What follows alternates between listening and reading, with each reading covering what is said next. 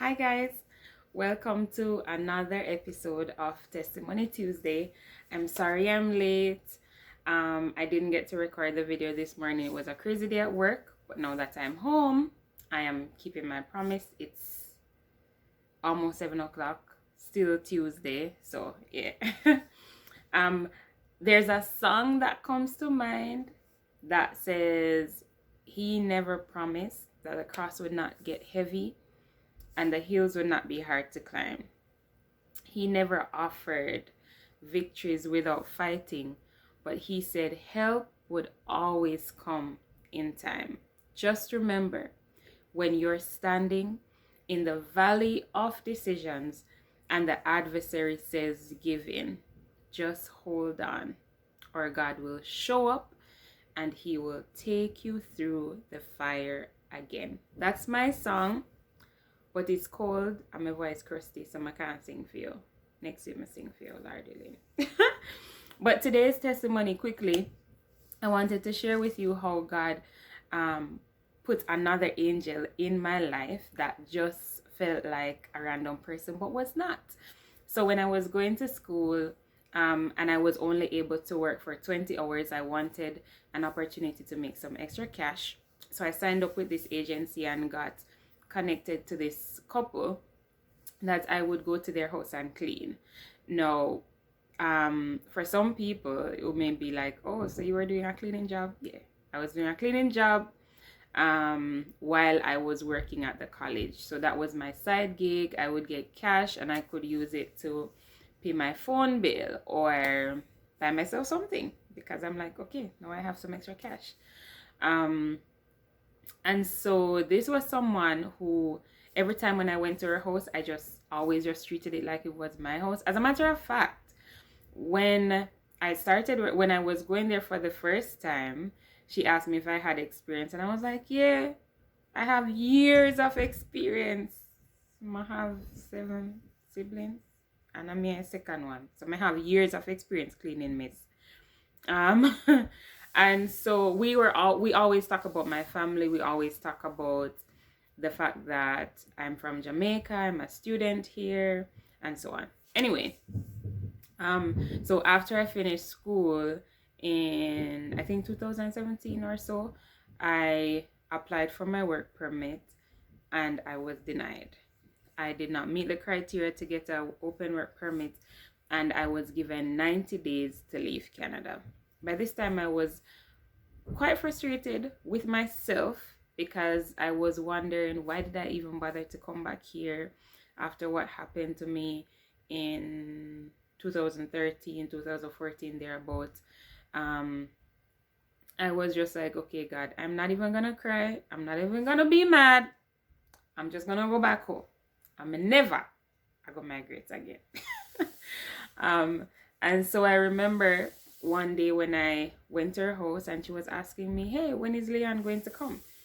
And I said, well, I don't know if Leon is going to be able to come anymore because I was not given my work permit. And so I won't be able to file for myself or file for him. And I told her that I had two options. One was that my workplace would sponsor me, but in order for my workplace to sponsor me, they would have to prove that they cannot get a Canadian to do the job that I am doing. I am not indispensable. I'm good, but I'm not indispensable. The other option was to go back to school and to go to a public funded school, which was going to cost me somewhere more than 20,000 Canadian, basically. And I was just thinking I would have to do a grad certificate or something, or a master's, because it wouldn't make sense for me to go below my bachelor's that I had since Jamaica. And I couldn't afford that, okay? Because if I had $2 million in Jamaica, I probably wouldn't have come here in the first place. So I just told her that, you know what, that's just it. I don't know how much longer I will have here because, like I said, I only have 90 days before I have to either restore my status or go back home. When she dropped me home, I was there, I don't know, maybe reading a book or something. Almost 11 o'clock in the night, she called me. And I was wondering if I threw out something that I wasn't supposed to throw out, because as I said, I treat people them house like a mine. But then she said she just couldn't stop thinking about me. She said that when she spoke to her husband, they decided that they wanted to help me. And homegirl drive come back to Toronto to give me a check for $5,000 as a start to start putting funds together to go back to school. She said that, for one, she loved the fact that every time I came to her house and I was doing anything, I treated it as if it was my home. She loved how diligent I worked, even though I was just cleaning. Secondly, she liked the fact that I was open enough to talk to her. And she said that when she and her husband migrated, they wish they had somebody that would help them. The encouragement that I want to give you tonight is that, one, it's okay to talk. Now, there are some people who just want to hear your business. I get that. But it's okay to talk, because if you don't talk, then nobody's going to know that you need help. You don't have to go in details. You can, as the Bible says, test, try the spirit. I get that. You can feel, as Jamaicans, if we spirit not take somebody, we spirit not take them. But it's okay to talk, because when you talk, somebody else knows that you need help, and you never know the person who will hear what you're saying and will probably go home, sleep on it, or just talk about it, and then they will turn around and bless you. The second thing that I want to leave with you is that anything you do, you must do it well.